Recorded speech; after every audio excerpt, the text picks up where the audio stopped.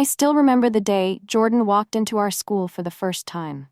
He was the new kid, the only black student in a mostly white school. I could tell right away that he felt out of place. He kept his head down, walked with a quiet confidence, but you could see the way people looked at him. Like he didn't belong. It must have been exhausting, carrying that weight every single day.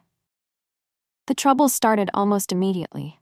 Some of the guys, Brandon, Kyle, and their crew, were the worst.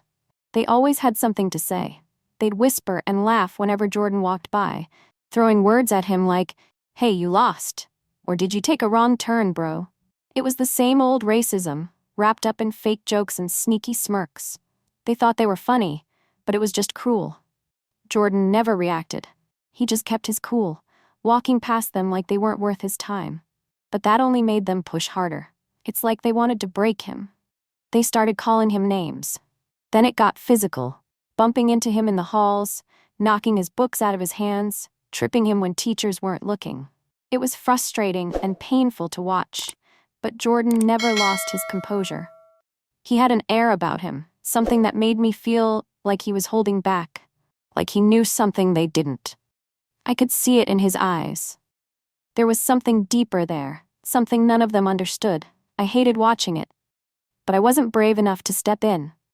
Not yet. It's hard to go against the crowd, especially when you feel like you might be the next target. I wanted to help, to say something, but fear kept me frozen.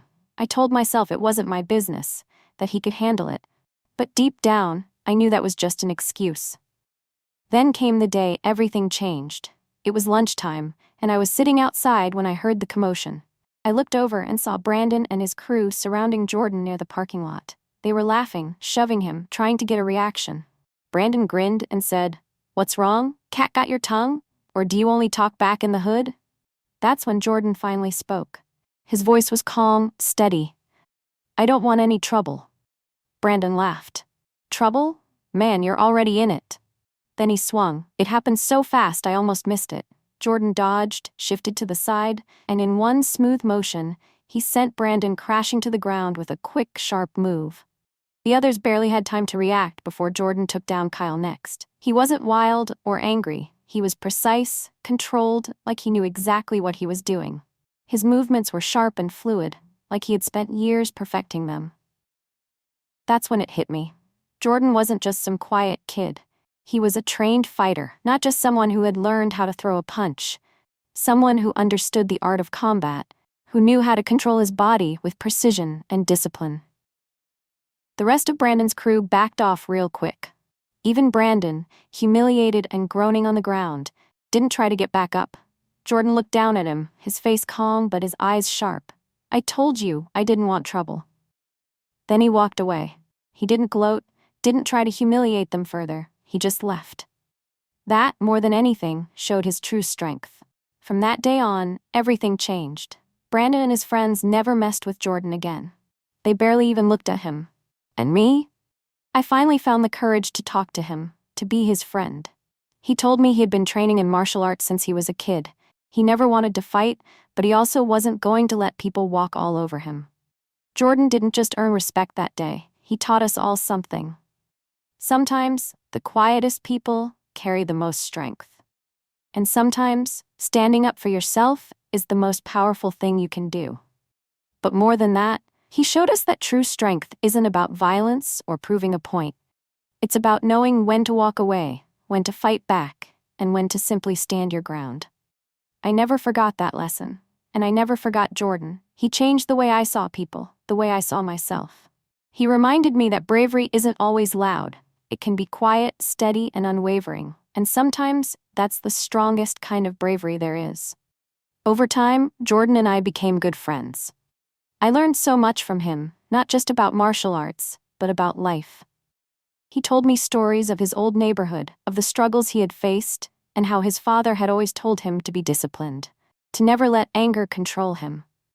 He had seen people lose themselves to anger, to hate, and he had promised himself he would never be one of them.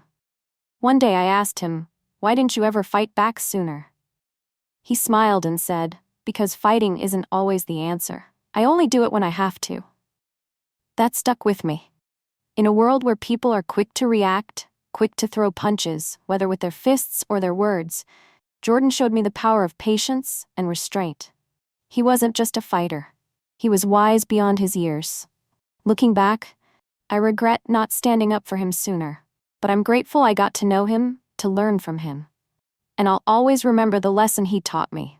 True strength isn't about proving you're the toughest. It's about knowing who you are and standing firm, no matter what. Jordan left our school after that year. His family moved to another state, and I never saw him again. But I think about him often. I wonder what he's doing now, if he still carries himself with that quiet strength, if he still remembers the lessons he taught me. Wherever he is, I hope he's still standing tall, still walking with that same quiet confidence. Because the world needs more people like Jordan. Hey everyone, if this story moved you, if it made you think, or if it reminded you why we need to keep having these conversations, please take a moment to like this video. It really helps spread awareness. I'd love to hear your thoughts, so drop a comment below. Have you ever witnessed or experienced something like this?